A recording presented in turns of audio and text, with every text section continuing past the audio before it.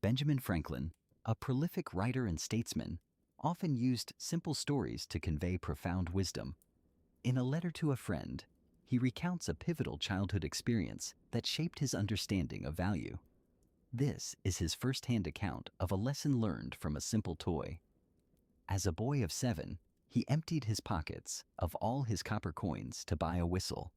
The shrill sound delighted him, but his family quickly informed him he had paid 4 times what it was worth.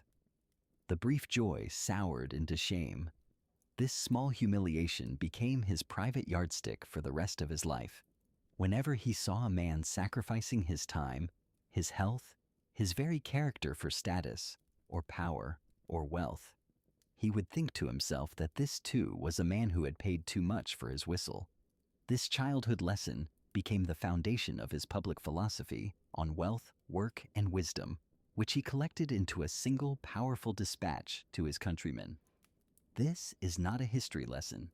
This is his public dispatch. Act 2.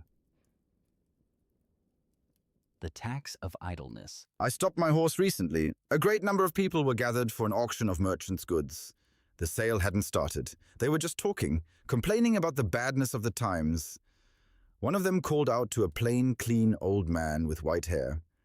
"Father Abraham," he said, "what do you think of the times? These heavy taxes will ruin the country. How can we ever pay them? What should we do?" Father Abraham stood up. He replied, "If you want my advice, I'll give it to you in short. A word to the wise is enough." The crowd joined in, asking him to speak his mind. They gathered around him. He began, "Friends, the taxes are heavy, very heavy, but if the taxes laid by the government were the only ones we had to pay, we could manage. We have other taxes, many others, much more grievous. We are taxed twice as much by our idleness, 3 times as much by our pride, and 4 times as much by our folly. From these taxes, the government cannot deliver us. But if we listen to good advice, something can be done. God helps those that help themselves. Think of it. A government that taxed 1/10 of your time for its service would be called harsh, but idleness taxes many of us much more. Sloth, like rust, consumes faster than labor wears. The used key is always bright. Do you love life? Then do not squander time. It is the stuff life is made of. We spend so much more than is necessary in sleep, forgetting the sleeping fox catches no poultry. There will be sleeping enough in the grave. If time is the most precious thing, then wasting time must be the greatest prodigality. Lost time is never found again. What we call time enough always proves to be little enough. So, let us be up and doing. Sloth makes all things difficult. Industry makes all things easy. He that rises late must trot all day, and will barely overtake his business by night. Laziness travels so slowly that poverty soon overtakes him. Drive your business. Do not let it drive you. Early to bed and early to rise makes a man healthy, wealthy, and wise. What good does it do, wishing and hoping for better times? We can make these times better if we bestir ourselves. Industry need not wish. He that lives upon hope will die fasting. There are no gains without pains. Help hands, for I have no lands. Or, if I have, they are heavily taxed. A trade is an estate. A calling is an office of profit and honor. But the trade must be worked. The calling must be followed. Or neither the estate nor the office will help us pay our taxes. If we are industrious, we shall never starve. At the working man's house, hunger looks in but dares not enter. The bailiff will not enter either. Industry pays debts, while despair increases them. What if you have found no treasure? What if no rich relation has left you a legacy?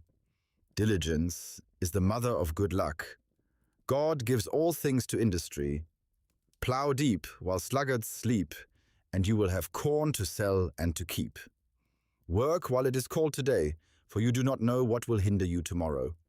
1 today is worth 2 tomorrows. Never leave that until tomorrow which you can do today. If you were a servant, would you not be ashamed if a good master caught you idle? Are you your own master? Then be ashamed to catch yourself idle. There is so much to be done. For yourself, your family, your country. Handle your tools without mittens. Remember, the cat in gloves catches no mice. I hear some of you. You say, must a man afford himself no leisure? I will tell you, my friend, employ your time well if you mean to gain leisure. Since you are not sure of a minute, do not throw away an hour. Leisure is time for doing something useful. The diligent man will obtain this. The lazy man never will. A life of leisure and a life of laziness are two different things. Many would live by their wits alone, without labor. They break for want of stock. But industry gives comfort and plenty and respect. Fly pleasures, and they will follow you. The diligent spinner has a large shift. And now that I have a sheep and a cow, everybody bids me good morrow. But industry alone is not enough. The eye of the master. With our industry, we must be steady, settled, careful. We must oversee our own affairs with our own eyes. We must not trust too much to others. I have never seen an oft-removed tree, nor an oft-removed family that thrived so well as those that settled be. 3 removes is as bad as a fire. Keep your shop, and your shop will keep you. If you would have your business done, go. If not, send.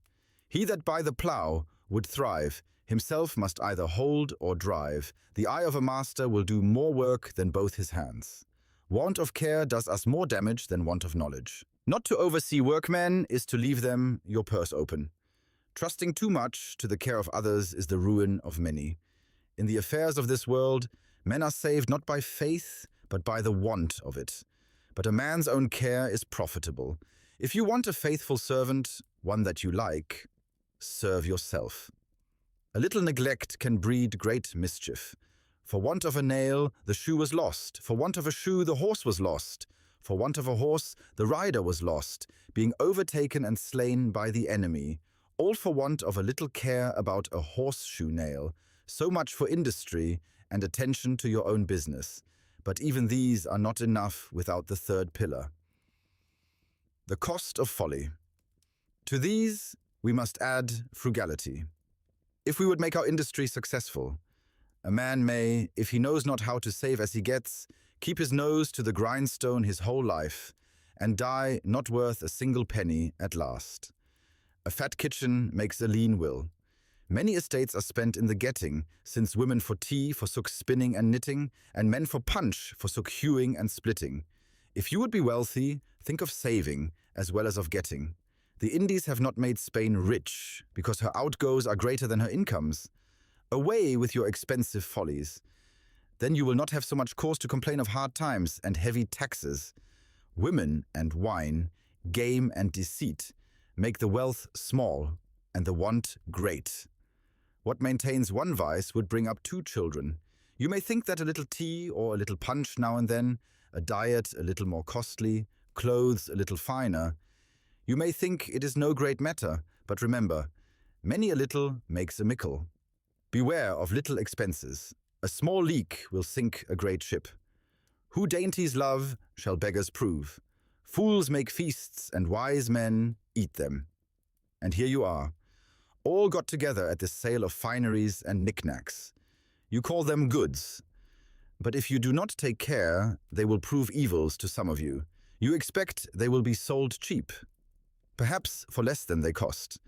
But if you have no occasion for them, they must be dear to you. Remember, buy what you have no need of, and before long you shall sell your necessaries. At a great pennyworth, pause a while. The cheapness may be apparent only, and not real. Or the bargain, by straightening you in your business, may do you more harm than good. Many have been ruined by buying good pennyworths. It is foolish to lay out money in a purchase of repentance. Yet this folly is practiced every day at auctions. Many, for the sake of finery on the back, have gone with a hungry belly and half-starved their families. Silks and satins, scarlet and velvets put out the kitchen fire. These are not the necessaries of life. They can scarcely be called conveniences. And yet, only because they look pretty, how many want to have them? By these extravagances, the genteel are reduced to poverty. They are forced to borrow from those they formerly despised, who through industry and frugality have maintained their standing. In which case it appears plainly that a ploughman on his legs is higher than a gentleman on his knees. Perhaps they had a small estate left them. They think it is day and will never be night. They think a little to be spent out of so much is not worth minding. But always taking out of the meal tub and never putting in soon comes to the bottom. When the well is dry, they know the worth of water, but they might have known before. If you would know the value of money, go and try to borrow some. For he that goes a-borrowing goes a-sorrowing, but there is a greater folly still. The tyranny of debt. Pride is as loud a beggar as want, and a great deal more saucy. When you have bought one fine thing, you must buy 10 more, so your appearance may be all of a piece. But it is easier to suppress the first desire than to satisfy all that follow it. It is as truly folly for the poor to ape the rich, as for the frog to swell in order to equal the ox. Vessels large may venture more, but little boats should keep near shore. It is a folly soon punished, for pride that dines on vanity, sups on contempt. After all, of what use is this pride of appearance? So much is risked, so much is suffered. It cannot promote health, nor ease pain. It creates envy. It hastens misfortune. But what madness must it be to run in debt for these superfluities? We are offered, by the terms of this sale, 6 months' credit. That, perhaps, has induced some of you to attend, because you cannot spare the ready money and hope now to be fine without it. Ah, think what you do when you run in debt. You give to another power over your liberty. If you cannot pay at the time, you will be ashamed to see your creditor. You will be in fear when you speak to him. You will make poor, pitiful, sneaking excuses. By degrees, you come to lose your veracity. You sink into base, downright lying. The second vice is lying. The first is running in debt. Lying rides upon debt's back. A freeborn man ought not to be ashamed nor afraid to see or speak to any man living. But poverty often deprives a man of all spirit and virtue. It is hard for an empty bag to stand upright. What would you think of a government that issued an edict forbidding you to dress like a gentleman on pain of imprisonment? Would you not say you were free? That you have a right to dress as you please? That such a government was tyrannical? And yet, you are about to put yourself under that tyranny when you run in debt for such dress.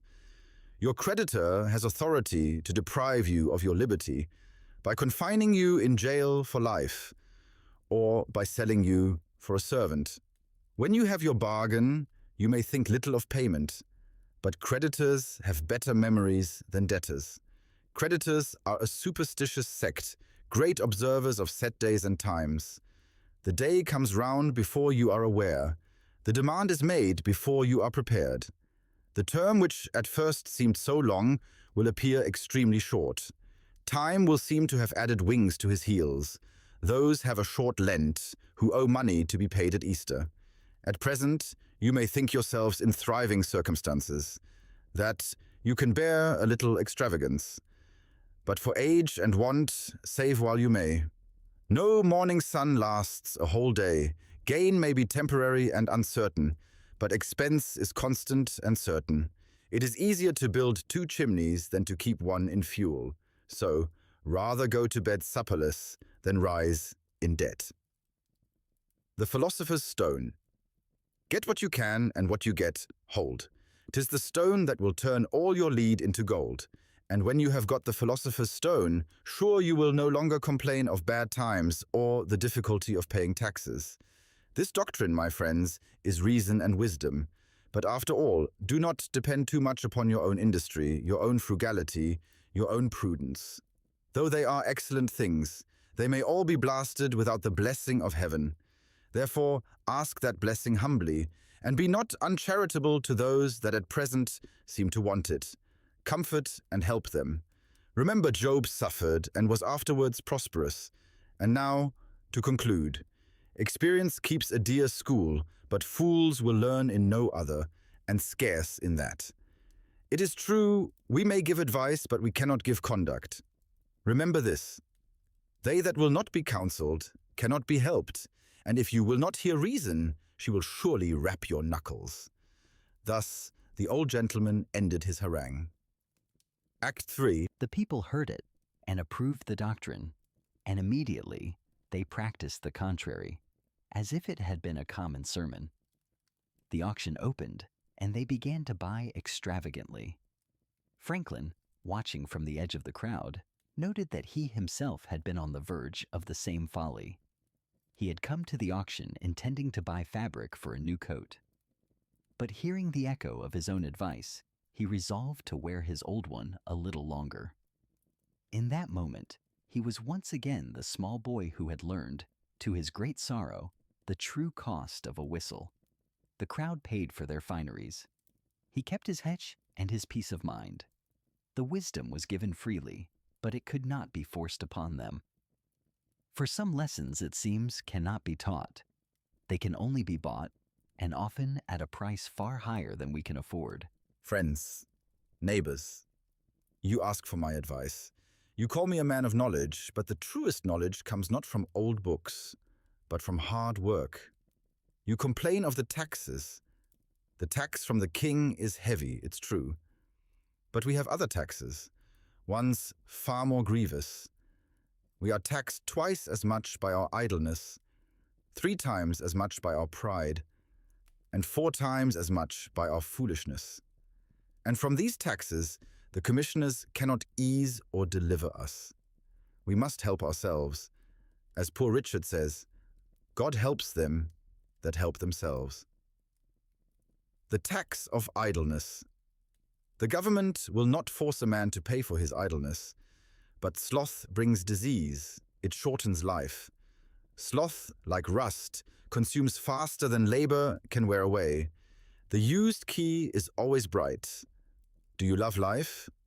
Then do not squander time, for time is the stuff life is made of. How we squander it? We sleep too much, we forget that the sleeping fox catches no poultry, and that there will be sleeping enough in the grave. If time is the most precious thing, then wasting it must be the greatest extravagance. Lost time is never found again. What we call time enough always proves little enough. Let us then be up and doing, be doing with a purpose, for by diligence the sludge of sloth is driven from the mind. Be ashamed to be caught idle. When the cat's asleep, the mice will play. You should not be the cat. You should not be the mouse. Let not the sun look down and say, "Inglorious, here he lies." Shake off your slumber, and you will see the dawn of your good fortune. Industry needs no wishing. He that lives on hope will die fasting. There are no gains without pains. Help hands, for I have no lands. Or, if I have them, they are deeply taxed. He that has a trade has an estate. He that has a calling has an office of profit and honor. But the trade must be worked at, and the calling followed. Or neither the estate nor the office will pay the rent. Work while it is called today, for you know not how much you may be hindered tomorrow. One today is worth 2 tomorrows. And have you something to do tomorrow? Do it today. If you were a servant, would you not be ashamed that a good master caught you idle? You are your own master. Be ashamed to catch yourself idle, when there is so much to be done for yourself, your family, your country. The hours are slipping away. Rise. Work. The day is for labor, the night for rest. He that rises late must trot all day, and shall scarce overtake his business at night. Laziness travels so slowly that poverty soon overtakes him. Drive your business. Do not let it drive you. Early to bed and early to rise makes a man healthy, wealthy, and wise. But still, you hesitate. You look toward the auctioneer's block. You look for an easy way. The debt of pride. What is this you are bidding on? Finery, trinkets, things you do not need. Beware of little expenses. A small leak will sink a great ship. You think a little purchase here, a little there, is no great matter, but many littles make a mickle. What maintains one vice would bring up 2 children. You think it is a great estate that allows a man to be extravagant? No, it is that his expenses are less than his income. Away with your expensive follies. You will not be happier for them. Most of the time, they are a source of grief to our friends and a joke to our neighbors. Pride is as loud a beggar as want, and a great deal more saucy. When you have bought one fine thing, you must buy 10 more, so that your appearance may be all of a piece. A fine coat needs fine shoes. Fine shoes need fine buckles. It never ends. It is easier to suppress the first desire than to satisfy all that follow it. And what is the engine of this pride? Credit. The seller, to make a sale, offers you time to pay, but he adds the interest to the price. He has it in the reckoning, while you, who do not reckon, are none the wiser. He who sells upon credit, Poor Richard tells us, expects to lose 5% by bad debts. Therefore, he charges on all he sells upon credit an advance that shall make up for that deficiency. Those who pay for what they buy upon credit pay their share of this advance. You are paying for those who never pay. When you have got your bargain, you may, perhaps, think little of payment. But, as Poor Richard says, creditors have better memories than debtors. They are a superstitious sect, great observers of set days and times. The day of payment comes, inexorably. You will be expected to pay, and if you cannot, you will be ashamed to see your creditor. You will be in danger of a jail cell. You will make up excuses. You will learn to lie. For £6, you may buy the use of £100, provided you are a man of known prudence and honesty. But the second vice is lying. The first is running in debt. Lying rides upon debt's back. It is a hard thing for an empty bag to stand upright. A terrible thing to have your liberty, your freedom, at the mercy of another man's purse. Preserve your freedom, and to do that, you must preserve your money. What is the point of a revolution if you simply trade a king for a creditor? Think of what you are doing. What you are buying is not pleasure. It is bondage. The fortress of foresight. So you have resolved to be industrious. You have resolved to live within your means. Good. But that is only half the battle. If you would be wealthy, think of saving as well as of getting. The Indies have not made Spain rich, because her outgoes are greater than her incomes. Saving is the other stone of the wise, not the philosopher's stone that turns lead to gold, but the wisdom that keeps the gold you have earned. A man may, if he knows not how to save as he gets, keep his nose to the grindstone his whole life and die not worth a groat at last. A fat kitchen makes a lean will. Many have been ruined by buying good pennyworths. Do not be pennywise and pound foolish. Do not lay out money on a prospect of profit until you have made sure you can bear the loss if it fails. For want of a nail, the shoe was lost. For want of a shoe, the horse was lost. And for want of a horse, the rider was lost, being overtaken and slain by the enemy. All for want of a little care and a single nail. This is the lesson, the final lesson. You have come here today hoping for a bargain. The best bargain is the one you make with yourself. The promise to be diligent, the promise to be frugal, the promise to be prudent. Do not depend on the kindness of others, on inheritance, on luck. The cat in gloves catches no mice. Trust in your own hands, your own mind. Build your own fortress against misfortune, brick by brick, penny by penny. I have given you the scripture of Poor Richard. The rest is up to you. The auction is almost over. The sun is setting. Go home and think on these things. And with that, the old man's sermon was done. The words of Poor Richard, a character invented by Franklin, were placed in the mouth of Father Abraham, another invention, to be delivered to a fictional crowd. And yet, the advice was real. It became the most famous piece of literature in colonial America, a foundation for a new nation's identity, built on the ideals of hard work, thrift, and self-reliance. Franklin's words gave a moral justification for the pursuit of wealth, but also a warning that the things we own can so easily end up owning us. A paradox that remains as sharp and unresolved today as it was in a dusty town square 2.5 centuries ago. There are more voices in the archive waiting to be read.